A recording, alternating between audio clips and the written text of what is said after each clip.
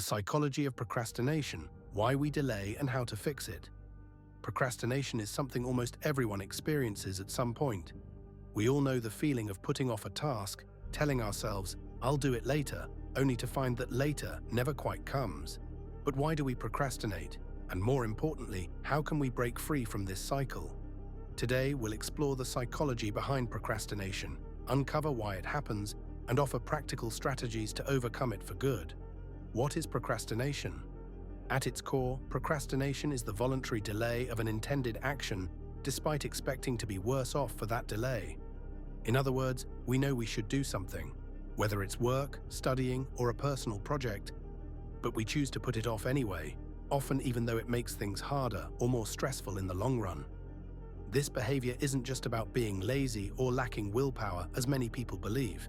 It's far more complex and rooted in our brain's emotional and motivational systems. Why do we procrastinate? 1. Emotional regulation failure. One of the leading explanations for procrastination is that it's an emotional regulation problem. When faced with a task, we often feel negative emotions, like anxiety, boredom, frustration, or fear of failure. Instead of dealing with those feelings head-on, we avoid the task to temporarily feel better. This avoidance brings short-term relief but long-term stress, which ironically makes procrastination even more likely next time. 2. Fear of failure and perfectionism. Fear of failing or not meeting a certain standard can paralyze us.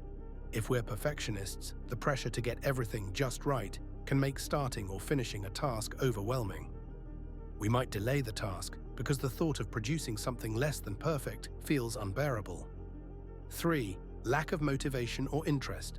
Sometimes we simply don't find the task meaningful or engaging. When motivation is low, it's easy to push things aside for more pleasurable or stimulating activities. Our brain prefers immediate rewards, and when a task feels tedious or distant from any reward, procrastination becomes a tempting escape. 4.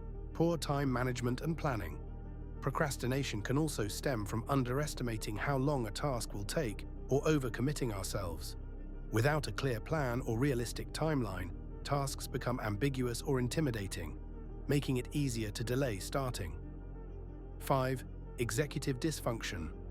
For some people, especially those with ADHD or similar neurodivergent conditions, procrastination is linked to difficulties in executive functions, like planning, organizing, and impulse control. This makes it harder to regulate behavior and follow through on intentions. The neuroscience behind procrastination. To understand procrastination, it helps to look at what's happening in the brain. The prefrontal cortex, responsible for planning and decision-making, often struggles to override the limbic system, the brain's emotional center that seeks immediate pleasure and avoids pain. When we face a task that feels unpleasant, our limbic system pushes us toward distractions and away from discomfort. This tug-of-war creates internal conflict, and often the limbic system wins, leading to procrastination. The consequences of procrastination. While procrastination might offer temporary relief, it carries significant downsides: increased stress and anxiety as deadlines loom, lower quality work due to rushed effort, missed opportunities and damaged reputation, reduced self-esteem and feelings of guilt or shame. Understanding these consequences can motivate us to change, but it's not enough on its own. How to fix procrastination. Practical strategies. Fortunately, procrastination is a habit, and habits can be changed. Here are some effective strategies backed by psychological research. 1. Break tasks into smaller steps. Large, daunting tasks can feel overwhelming. Breaking them into bite-sized pieces reduces the initial barrier to starting. Instead of write a 10-page report, try write the introduction paragraph or create an outline. 2. Use the 5-minute rule. Commit to working on a task for just 5 minutes. This lowers the activation energy required to start. Often, once you begin, you'll find momentum to keep going. Set specific, realistic goals. Vague goals like study more or get in shape are hard to act on. Instead, set clear, achievable targets such as study chapter 3 for 30 minutes or walk 10 minutes after lunch.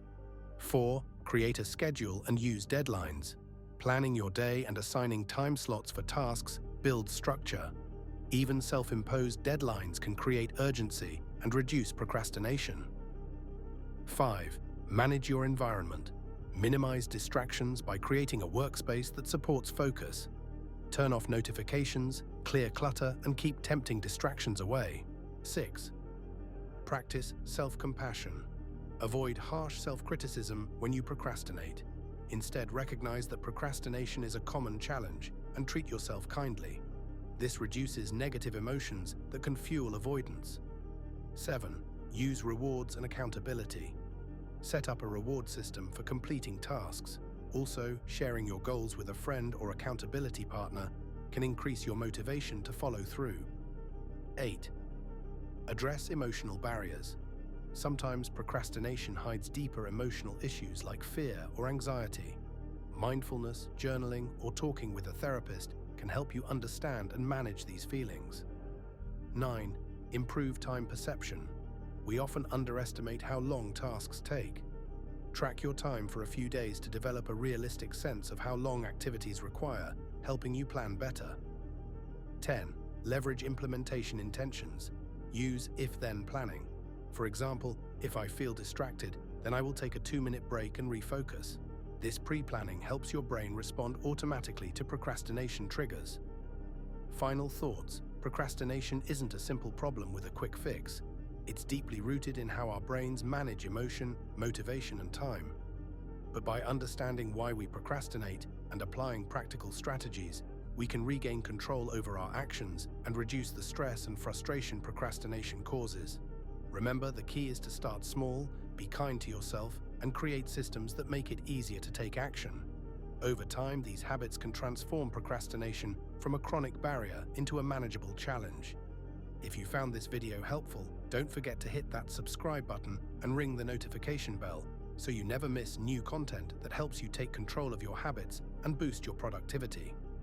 Join our community where we learn, grow, and tackle challenges like procrastination together. Thanks for watching, and remember, you've got the power to start today. See you in the next video.